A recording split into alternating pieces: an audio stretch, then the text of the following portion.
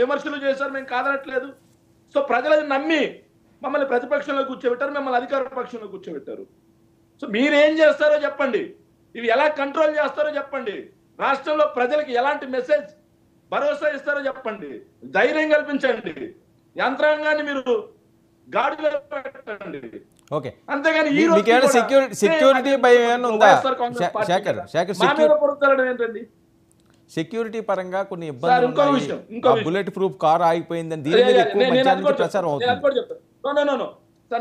Straight గా point లోకి వచ్చేయండి. శాంతి ప్రసాద్ గారు మాట్లాడుతూ 1 minute లో కంప్లీట్ చేస్తాను. శాంతి ప్రసాద్ గారు మాట్లాడుతూ ఏదైతే జగన్మోహన్ రెడ్డి గారి హయాంలో కేసు జరిగితే దాన్ని కూడా మాట్లాడి దిగుతారు. శాంతి ప్రసాద్ గారు ఒక హైకోర్టు సీనియర్ అడ్వకేట్, ఆయన ఏది స్టడీ చేయకుండా వచ్చి ఇక్కడ కూర్చోడని మాట్లాడతాడని నేను అనుకోవట్లేదు. కానీ ఆయన ఈ రోజు అది మాట్లాడారు. జగన్మోహన్ రెడ్డి గారు మాట్లాడిన మాట ఏంటి? ఏదైతే రషీద్ హత్య తర్వాత ఈనాడు పేపర్లో చేసిన కథనం ప్రకారం ఏదైతే రషీద్ అనే వ్యక్తి జిలానీ అనే ఒక వ్యక్తి యొక్క బైక్ని తగలబెట్టారు, అందువల్ల వాళ్ళిద్దరి మధ్య వైరం వచ్చిందని చెప్పేసి వాళ్ళు నరుక్కున్నారని చెప్పి మాట్లాడారు.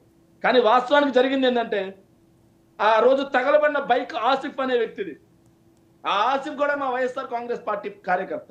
దాని మీద కేసు నడుస్తుంది. ఎక్కడ కూడా ఆ కేసులో జిలానీ లేడు, లేకపోగా తీసుకొచ్చి అతన్ని ఇక్కడ ఎలా కూర్చోబెడతారు జగన్మోహన్ రెడ్డి గారు మాట. ఇక భద్రత గురించి వస్తే సార్, జగన్మోహన్ రెడ్డి గారు ఒక మాజీ ముఖ్యమంత్రి వద్దు, ఆయనకి ఈ రోజు కేటాయించిన కారు మొరాయించిన మాట వాస్తవమా కాదా? మొరాయించిన మాట వాస్తవమా కాదా? జగన్మోహన్ రెడ్డి గారికి నిన్న నైటే భద్రత ఎందుకు ఉపసంహరించారు? రాష్ట్రంలో శాంతి భద్రత ఎంత క్షీణించున్నాయి. ఆఖరికి ప్రతిపక్ష నాయుడు ఇంటి దగ్గరికి వెళ్ళి, ఏదైతే జగన్మోహన్ రెడ్డి గారి ఇంటి దగ్గరికి వెళ్ళి తొడలు గుట్టి మిస్సాలు తిప్పొచ్చారు కొంతమంది యూట్యూబర్స్, తెలుగుదేశం పార్టీకి చెందిన వాళ్ళు. చూడలేదా? మీడియాలో కనిపించట్లేదా? సో ఆయనకి భద్రత కంప్లీట్ గా తగ్గించేసి ఏదైతే మొరాయించినటువంటి పాత బుల్లెట్ ప్రూఫ్ వెహికల్స్ ఇచ్చి ఏం మెసేజ్ ఇస్తున్నారు? ఓకే, ఇంకో విషయం ఏంటంటే చివరిగా నేను ముగించే ముందు బాలకోటయ్య గారు ఈ రోజు మాట్లాడిన మాటకి, ఎన్నాళ్ళలో బాలకోటయ్య గారితో నేను డిబేట్ చేసిన దానికి చాలా సంతోషం అండి. ఒక్కసారైనా ప్రజాపక్షాన ప్రజా సమస్యల పట్ల నిలబడినందుకు బాలకోటయ్య గారికి ధన్యవాదాలు తెలియజేస్తున్నాను. ఇంకో విషయం, ధన్యవాదాలు తెలియజేస్తూ ఏదైతే శాంతి ప్రసాద్ గారిని ఈ సందర్భంగా, జనసేన పార్టీని ఈ సందర్భంగా డిమాండ్ చేస్తున్నాండి. వాట్ అబౌట్ కరణం కనకారావు? ఒక దివ్యాంగుణ్ణి ఆర్మీలో జాబ్ చేస్తూ ఏదైతే కాలు కోల్పోయినటువంటి ఒక దివ్యాంగుణ్ణి అత్యంత పాశవికంగా నరికి చంపేసిన కరణం కనకారావు మీ పార్టీ కార్యకర్త, మీ పార్టీ తరఫున ఏదైతే 71వ వార్డున కౌన్సిలర్ గా పోటీ చేసిన వ్యక్తి, పవన్ కళ్యాణ్ గారితో అత్యంత సన్నిహితంగా మెలిగే వ్యక్తి, ఆ మనిషి మీదే హత్యారోపణలు వస్తే చూడండి ఎవరితోనూ. ఓకే, రెస్పాండ్ అవుతారు శేఖర్, రెస్పాండ్ అవుతారు. ఆల్రెడీ చెప్పారు కదా మీరు. అజయ్ రెస్పాండ్. సో ఇతను ఎవరండి మరి? ఓకేలండి, చూపించారు కదా, ఆల్రెడీ చూపించారు, మళ్ళీ అదే రిపీట్ చేసుకుంటే టైం వేస్ట్. ఓకే, చూపించారు కదా, ఆల్రెడీ మీరు చూపించారు. ఆయన చెప్తారు దాని సమాధానం. అంటే ఆయనకి తెలుసో తెలీదో తెలియదు కదండి. ఓకే, ఒక్క నిమిషం. ఆయన ఖచ్చితంగా ఆయన దృష్టి తీసుకెళ్తారేమో. ఆయన రెస్పాండ్ అయ్యాక మీకు అప్పుడు మీకు ఏమైనా డౌట్ ఉంటే అప్పుడు మాట్లాడండి. ప్రతి విషయం సార్, ఒక్క విషయం, సుగాలి ప్రీతి గారి విషయంలో అంత రాజకీయం చేసిన పవన్ కళ్యాణ్ గారు రాష్ట్రంలో శేఖర్ మనకున్న టైంలో మనం కంప్లీట్ చేయాలి తప్పించి ఇంకా అలా కంటిన్యూగా వెళ్ళిపోతే మిగతా వాళ్ళు కూడా మాట్లాడారు కదా. Shekhar sorry, Ajay respond.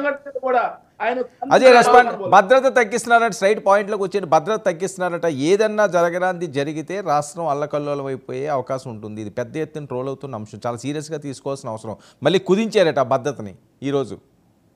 వర్మ గారు భద్రత తగ్గించటం, లేకుంటే ఆయన ఏదో చెయ్యాలనుకోవటం, ఇదంతా చంద్రబాబు నాయుడు గారికి, తెలుగుదేశం పార్టీకి, కూటమి ప్రభుత్వానికి అవసరం లేని పని. అసలు జగన్మోహన్ రెడ్డి గారు ఒక వ్యక్తి గురించి ఆలోచించి టైం వేస్ట్ చేసే ఎవరు మా దగ్గర లేదు. ఈ రోజు రాష్ట్రాన్ని అభివృద్ధి చేయడం ఒకటే లక్ష్యం, కానీ జగన్మోహన్ రెడ్డి గారి గురించి ఆలోచించి ఆయన గురించి టైం వేస్ట్ ఎప్పుడు చేసే పరిస్థితి ఇక్కడ లేదు. వర్మ గారు, శేఖర్ రెడ్డి గారు ఏమన్నారంటే కారు మొరాయించింది అంటాడు. కారు మొరాయిస్తే ఆయన ఆ సఫారీ కార్ నుంచి ఆయన ఫార్చునర్ కార్ ఎక్కిన తర్వాత ఆ కారు ఎలా పోయిందండి? ఎలా ఫాలో అయిందండి కారు? మొరాయిస్తే ఈరోజు జగన్మోహన్ రెడ్డి గారు ఏంటంటే గడిచిన 5 సంవత్సరాల్లో కనీసం కిలోమీటర్ పోవడానికి కూడా హెలికాప్టర్ ఎక్కిపోయాడు. ఈరోజు అలాంటిది తాడేపల్లి కొంప నుంచి వినుకొండ పోతుంటే రోడ్డు మీద పోవాల్సి వస్తుంది కాబట్టి ఆయనకి ఆ సఫారీ కార్ కన్వీనియంట్ గా లేదు కాబట్టి కదా దిగా కారు ఎక్కిపోయాడు. ఆ కారు వెనక ఈ కారు పోలేదా? శేఖర్ రెడ్డి చూసాడా చూడలేదా విషయం? ఆంధ్రప్రదేశ్ రాష్ట్ర ప్రజానికం మొత్తం కూడా చూసింది. ఈ రోజు ఆయన ఒక లగ్జరీగా బతికాడు కాబట్టి ఆ సఫారీ కార్లు ఎక్కి తిరగడం అతని వల్ల కాదు, ఆ రోడ్ల మీద తిరగలేడు. కాబట్టి ఇప్పుడు హెలికాప్టర్ వేయాలన్నా సరే వేసుకోలేడు, ఎందుకంటే సొంత ఖర్చులు కదా, జోబులో ఖర్చులతో పెట్టుకోడు. ప్రజాస్వామ్యం అయితే ఎంతనో ఖర్చు పెడతాడు. ఈ రోజు ఒకటి వర్మ గారు, ఇందాక శేఖర్ రెడ్డి గారు చెప్పారు సింపుల్ గా, ఏంటది, అధికారంలో ఉన్నారు మీరు నిందలు వేయకూడదు అని. మేము నిందలు వేయట్లా, జరిగిన వాస్తవాలు మాట్లాడా. ఓకే, ఈ రోజు ఆంధ్రప్రదేశ్ రాష్ట్రంలో శాంతి భద్రతను కాపాడటం కోసం ప్రభుత్వం ప్రయత్నిస్తుంది. ఈ రోజు ఏదైతే 8 ఏళ్ల బాలిక చిన్నారి మీద జరిగిందో వాడిని మేము పట్టుకున్నాం, వాడిని అరెస్ట్ చేశాం, వాడిని విచారిస్తున్నారు. ఆ బాడీ ఎక్కడ వేశాడు ఏంటి అనేది వాడికి పోలీస్ స్టైల్లో ఈ రోజు ఒక విచారణ ఏ విధంగా జరుగుతుందో అందరికీ తెలుసు. అంతేగాని జగన్మోహన్ రెడ్డి ఇంటి దగ్గర తీసుకొచ్చో లేదా శేఖర్ రెడ్డి ఇంటి దగ్గర తీసుకొచ్చో వాడిని ఎదురుగా పెట్టి కొట్టరేవుడు. ఈ రోజు శాంతి భద్రత గురించి మీరు మాట్లాడేటప్పుడు రఘురామ కృష్ణరాజుని మీరు జైల్లో కూర్చోబెట్టి ఏ విధంగా కొట్టారన్న విషయం అప్పుడు మీ గొంతులని ఏమైపోయింది శేఖర్ రెడ్డి గారు? ఈ రోజు మేమేమి జగన్మోహన్ రెడ్డిని విమర్శించాలనో వైసీపీని విమర్శించాలని నాకు అవసరం లేదు. అసలు వైసీపీని ప్రజలే చీకొట్టిన తర్వాత మాకెందుకు వర్మ గారు వాళ్ళు విమర్శించాల్సిన సమయం ఎందుకు కేటాయిస్తాం? ఓకే ఓకే ఓకే అజయ్, ఒక నిమిషం. బాలకోటి గారు స్ట్రైట్గా పాయింట్లోకి రండి. భద్రత అనే అంశాన్ని చాలా ఎక్కువ హైలైట్ చేస్తున్నారు చాలామంది వార్తల రూపంలోనే. ఎందుకంటే ఆయన బుల్లెట్ ప్రూఫ్ కారు దిగిపోవడం, ఆయన పర్సనల్ కారు ఎక్కడం, ఈ రోజేమో భద్రతను కుదించారట.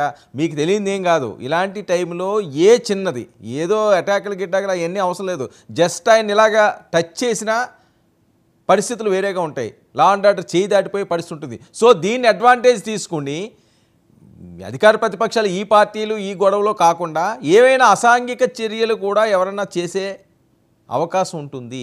తస్మాత్ జాగ్రత్తగా ఉండాల్సిన అవసరం ఉంటుంది. ఏదైనా జరగవచ్చు రాష్ట్రాన్ని భ్రష్టు పట్టించడానికి. ఆ అవకాశం ఉందా? ఎలాంటి చర్యలు తీసుకోవాల్సిన అవసరం ఉంది?